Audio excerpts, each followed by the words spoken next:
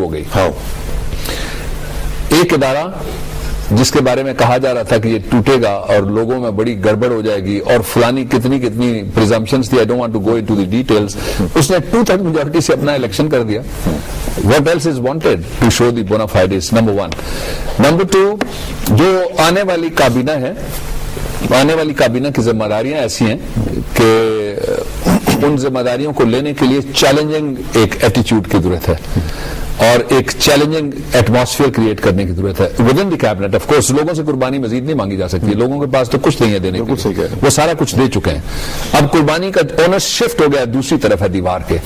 جو لوگ اقتدار میں آئیں گے, اختیار میں آئیں گے اور جو مناصب پہ بیٹھیں گے, سنگاسن پہ چڑھیں گے, یہ ان کی ڈیوٹی ہو گئی ہے. لیکن اب لوگوں کو ان کو ریلیف آپ کیسے دیں گے کہ دوسری طرف سے منسٹری آف فائنانس آپ کو مشورہ دے رہی ہے کہ اگر آپ نے ریلیف فوری طور پر دینے کی کوشش کی تو پورا جو ایڈیفائس ہے اس کا اکنامک وہ ٹاپسی ٹاپی ہو جائے گا, وہ گڑبڑ ہو جائے گا, وہ ہل کے رہے گا. دیکھیے میرے گاؤں میں اس وقت بجلی بند ہے, میں سچ بتا رہا ہوں آپ کو. آنے سے تھوڑی دیر پہلے میں نے بات کی تھی, ٹھیک ہے, میں نے پوچھا کب سے بند ہے, انہوں نے کہا 14 گھنٹے ہو گئے. تو پرائم منسٹر ہاؤس کو بھی شریک ہونا چاہیے نا, وزارتوں کو بھی شریک ہونا چاہیے اس تکلیف میں. Why not? نمبر 1. نمبر 2, جب ہم یہ کہتے ہیں کہ خرچ کم کرنا چاہیے تو جو غیر ترقیاتی اخراجات ہیں ان پہ کٹ لگانا پڑے گا نا, دور کرنی پڑے گی عیاشی.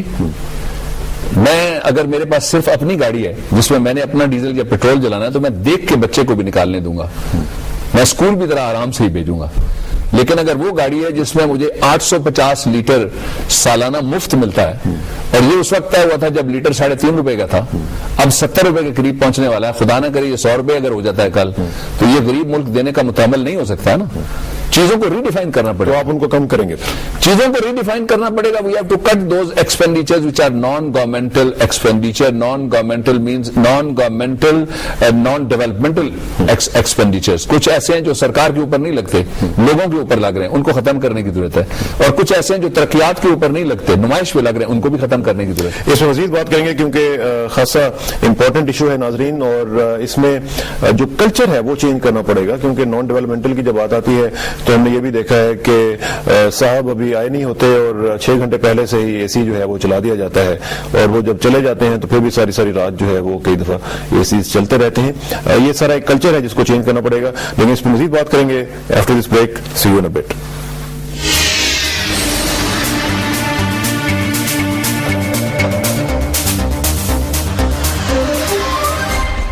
ویلکم بیک ناظرین. بات ہو رہی ہے پولیٹیکل سینیریو کی اور بات کر رہے ہیں بابر اعوان صاحب. ابھی ہم نے تھوڑی دیر پہلے اقبال ظفر جھگڑا صاحب سے بھی بات کی اور ابھی ہم بات کریں گے ذرا اے این پی کا بھی, دیکھتے ہیں کہ کیا موقف ہے.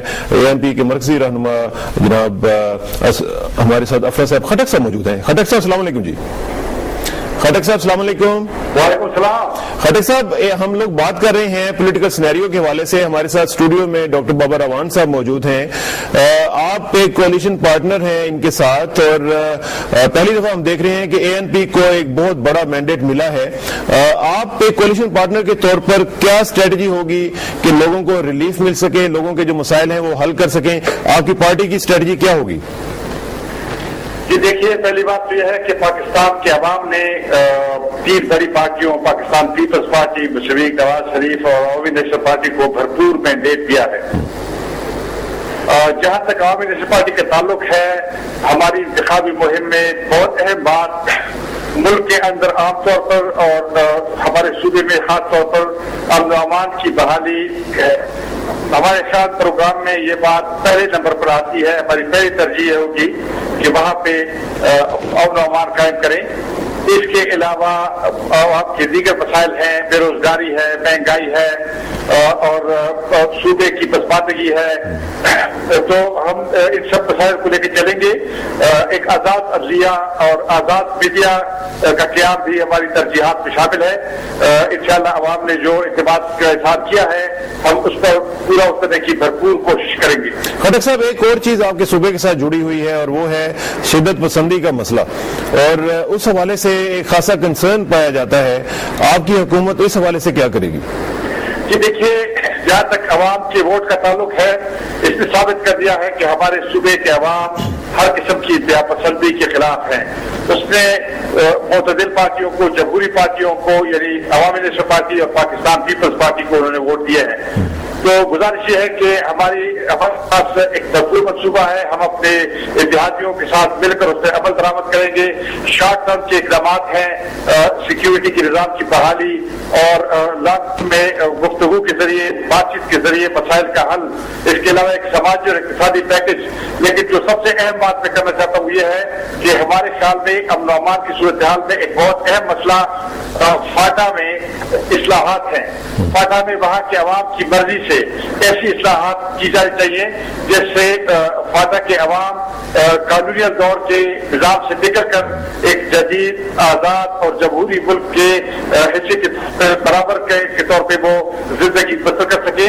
और मैं समझता हूँ कि फाटा को मेन स्ट्रीम में लाना है, फाटा को इंटीग्रेट करना है बाकी मुल्क के साथ। मेरा ख्याल है कि इसके साथ सूरत हाल में काफी तब्दीली आ जाएगी, इंशाल्लाह आएगी। और एक चीज जरा मुझे आखिर में बताइएगा कि आपके सूबे के नाम के हवाले से भी आपकी एक स्ट्रेटजी है और आपका एक मौक़िफ़ है, इस हवाले से आपके जो कोलिशन पार्टनर्स हैं उनकी तरफ से कोई एश्योरेंस आपको मिली है? देखिए जी, सूबे के नाम की तब्दीली मैं समझता हूँ कि पाकिस्तान में रियासत साजी और मिलत साजी का नामुकम्मल एजेंडा है। 60 साल से ये मसला बदकिस्मती से मौजूद रहा है और इस बात पे तो मुकम्मल इत्तेफाक राय पाया जाता है। सब पार्टियां कहती हैं कि इस नाम को तब्दील किया जाना चाहिए।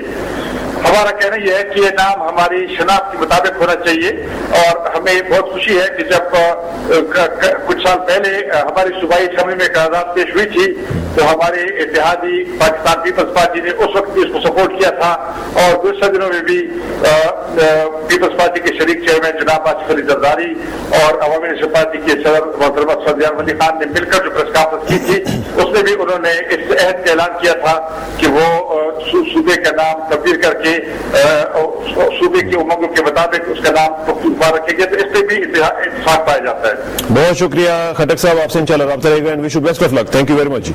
शुक्रिया, खुदा हाफिज़। बहुत शुक्रिया। खटक साहब बात कर रहे थे नाज़रीन और बात को हम स्टूडियो में भी अब आगे बढ़ाएंगे। डॉक्टर साहब, कल एक बड़ी ही खूबसूरत चीज़ मैंने नोट की और वो ये थी कि स्पीकर साहिबा ने जब अपना सेशन ख़त्म किया तो उन्होंने कहा कि पाकिस्तान जिंदाबाद और आईने पाकिस्तान पाइंदाबाद। एक तो ये है कि ये मुझे इतना अच्छा लगा कि मैं चाहता हूं कि ये लोग, आम लोग जो हैं और सब लोग, आप लोग भी, ये जब भी कहीं आप हों तो जहाँ पे गुफ्तगू खत्म हो तो मेरा ख्याल है इसमें इसको ऐड कर लिया जाए तो ज्यादा बेहतर है। लेकिन आपका मैं इस पर वर्जन लेना चाहूंगा कि पाकिस्तान में जो आइन के साथ हुआ और हम देखते रहे हैं कि ये प्रॉब्लम्स होते रहे हैं, आइन की बालादस्ती के लिए और ऐसा मैसेज देने के लिए कि आइंदा कभी भी कोई मामला खराब किस्म का आइन के हवाले से ना हो, आपकी क्या स्ट्रेटजी होगी? दो बातें। पहला ये कि आइन की बालादस्ती के लिए आइन पे अमल दरामद जरूरी है। जिस तरह आप कुरान हकीम का जिक्र कर रहे हैं ना, उसके फवायद और बरकत, उससे फायदा उठाने के लिए उसको खोलना बड़ा जरूरी है। इसी तरह से जो आईने पाकिस्तान है, ये पाकिस्तान की दुनियावी किताबों में सबसे मुकद्दस किताब है, सबसे बड़ा कानून है और इसके जितने कानून इसमें से निकलते हैं वो सारे सौते फूटते हैं, वो इसकी मातहत या सबॉर्डिनेट लेजिस्लेशन कहलवाती है। इसको एक, जिस तरह से एक डिक्टेटर ने कहा कि ये चंद सफ़ों की किताब है जिसे मैं जूते के नीचे दे सकता हूं, दूसरे ने कहा ये बेमानी चीज है, तीसरे ने क्या कहा, ये रवैया तब्दील करने की जरूरत है। पाकिस्तान के आइन को समझने के लिए रवैया ये होना चाहिए, जिस तरह आपने इरशाद फरमाया कि क्या स्ट्रेटजी हो। पहले तो लोगों को सेंसिटाइज करना चाहिए और लोगों को मालूम होना चाहिए कि ये पाकिस्तान के अवाम के साथ पाकिस्तान की रियासत का मुआहदा है, जिसमें वो सारे फराइज जो रियासत के जिम्मे हैं शहरियों की तरफ और वो सारे हुकूक जो शहरियों के हैं वाजिब रियासत की तरफ, वो दर्ज कर दिए गए। इसलिए इसको, this should be taken very serious, it's a very important document. मैं उसकी एक छोटी सी आम फहम मिसाल आपको दे देता हूं। मसलन आपको मुल्क से बाहर जाते हुए अगर कोई रोक ले, नौकरी में आपके साथ ज्यादती करके किसी सिफारिशी को वो लैपटॉप वाले को कोई बिठा दे और जो टीवी का रेगुलर मुलाजिम है उसको तो मिल रहे हूं 8,000 रुपए, और एक वो है जो 10 साल से बैठा हुआ कॉन्ट्रैक्ट पे उसको मिल रहे हो 6,000 रुपए, और एक 2,60,000 वाला ऊपर से आ जाए कहीं से, कहां जाएंगे आप? आप सीधे जाएंगे हाई कोर्ट और कहेंगे कि आर्टिकल 25 कहता है नो डिस्क्रिमिनेशन। اور آرٹیکل 9 کہتا ہے نو ڈسکریمنیشن, آرٹیکل 4 کہتا ہے no discrimination, no discrimination in the service, constitution of Pakistan. یہ فنڈامنٹل رائٹس گارنٹی ہوئے ہیں, وہ انفورسمنٹ کروانے کے لیے آپ چلے جاتے ہیں. کسی کا کوئی مر جاتا ہے, ظلم ہو جاتا ہے, اور مارنے والا بڑا ہے یا تگڑا ہے اور مرنے والا کمزور فریق ہے, تو وہ اپنا فریاد لے کے جب ایف آئی آر درج نہیں ہوتی تو وہ کہاں جاتا ہے؟ فنڈامنٹل رائٹ کو انفورس کرنے کے لیے کہ جو protection to the life and property ہے وہ گارنٹی ہے کانسٹیٹیوشن کی, وہ عدالت کے اندر چلا جاتا ہے. اس لیے اس کو بہت سنجیدگی سے عوام کو بھی لینا چاہیے اور خواص کو بھی لینا چاہیے. ایک دوسرا, اداروں کے درمیان ایک توازن کی ضرورت ہے. کوئی فاتح نہیں ہے, کوئی مفتو نہیں ہے, یہ سارے پاکستان کے ادارے ہیں. کوئی حاکم اور کوئی محکوم نہیں ہے, یہ سارے پاکستان کے ادارے ہیں. کوئی تگڑا اور کوئی کمزور نہیں ہے, یہ سارے پاکستان کے ادارے ہیں. اور یہ میں نہیں کہہ رہا, جو میں نے کہا میں نے تو عوامی زبان استعمال کی ہے. یہ آپ کے آئین کا آرٹیکل 99 اور 91 جو ہے, یہ ٹرائیکوٹمی آف پاور, جو تکون مثلث بناتا ہے پاکستان کی ریاست کی, یہ وہ جو میں نے آپ کے سامنے ابھی بیان کیا. دو, تیسرا, آغاز مجھ سے ہوگا. میں آپ کو نہیں کہہ سکتا کہ آپ نیکی کا آغاز کریں پھر آپ ان